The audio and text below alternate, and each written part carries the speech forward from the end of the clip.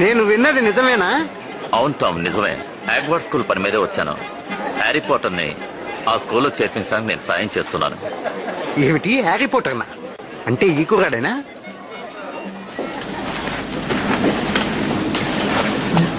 Potter నిన్ను కలుసుకోవడం నాకు చాలా సంతోషంగా ఉంది.